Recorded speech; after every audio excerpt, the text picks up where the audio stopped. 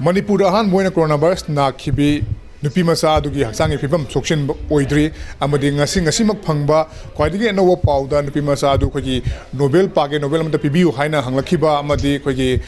cha lona ba electric tea maker kumba pibiu haina Dr. Singda hanglai haina JNMC authority dagi phangma pau amana haire aduga nakal amoromda yaman nungai taba pau amada Manipur gi mapanda tongan ba state singda mahai tamno leiriba Manipur gi horokliba naharo sing mahiroi kaya ama hauji shu khogi mafam kaya da panduna lockdown tawkhibana maram oiraga tongan ba khudong cha ba kaya ama mayong naraga leiri hiram masigi matang da Manipur lengakna midyeng changduna makhoi bu Manipur pubiratuna natraga na makoina ada leiriba mafam aduda makoi gi chana thakna marang kaina phanganduna amadi hauji oire fibam masida makoina mayong noriba khudong cha ba sing asi khada ore ba sumiyang changbiu haina Manipur lengaki miyang chingchilakli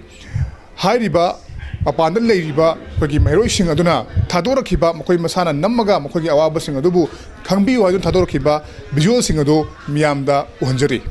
akhoi mayam asi Panthoibi House Delhi dagini akhoi hojik mi 10 mukti leiri coronavirus na maram oiraga akhoi hojik yumda matam chana thokpasu ngamhaudre akhoi hana thoke tarambadusu yumda leiba mayamna social media da mapandagi lakpasingna laina asi sandoe haina haibagi mongda ngangnabasu tabado adu akhoi siamna nungaitre aduga akhoi je paisa su khudong sada baga loina domestic flight su thinjangibdagi akhoi tholopa yadana leire ado laina ase sum makha chatharaga lockdown asi sum chatharaga di akhoi se taibada khara khudong saroi aduna sagadabsu mandre aduna akhoi singse Manipur government ta mating pangbinaba haijari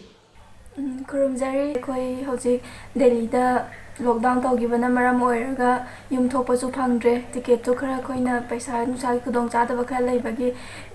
khara thengdana book tawjarubane do lockdown tawgibana maram oiraga akhoi se yum thokpasu phangaudre duga hojik koi sida lockdown se kam kuina tawni haibasu haiba ngamde chana thaknaba budi khara leisalawe do kaiguma loigiba taradi akhoi sida awala pa ma'am lakani dagi mapan thoga leibasu ta khoise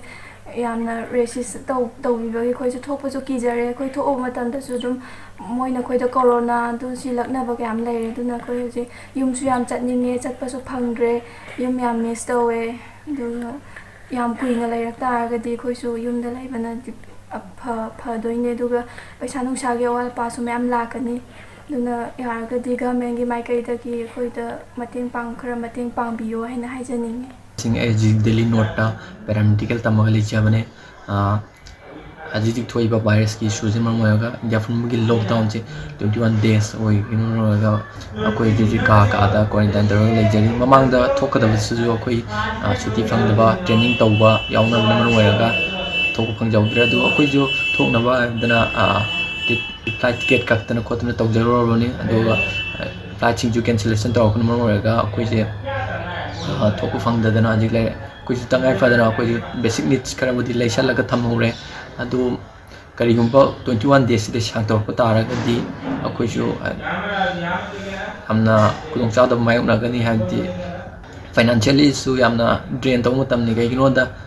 pochei imamansu yam tin wangkhatle government na kai tawabage habdu yengchen binaba mi yengchen jinari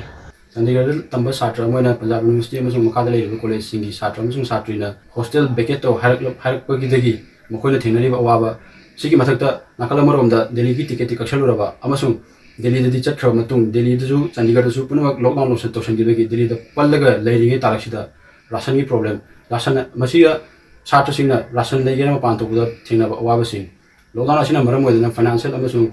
Puningi awaba tandule tadaba sina maram oiraga Manipur citizen Chandigarh gi maikedi sarkari puning singjari coronavirus la chiktamai lena India pumda numit kun ngama thoni lockdown thokhiba amadi Manipur dasu Manipur lenga nga tongan ba section thorang kayama lokhalak pagalone na ngasi su tengbang haina mingthonba website ama launch toki hariba tengbang hariba sugumlaba website sigi matingna Manipur gi mapanda leiriba mairoi sing amadi tongan ba kudong chatba kya mayong nariba miyoi sing da kana ba pigani haibagi thajaba thamli adubu hariba website asigi matingna mapan lamda kudong chatba kya mayong naraga leiriba mairoi sing asigi awaba sing asi lengak na mutam chana yingchimiba ocean haiba wapamsi thamjage news anchor Pinky Okram amadi camera person El Kabigalona paramjari ba ai kitame Premchan Impact News Imphal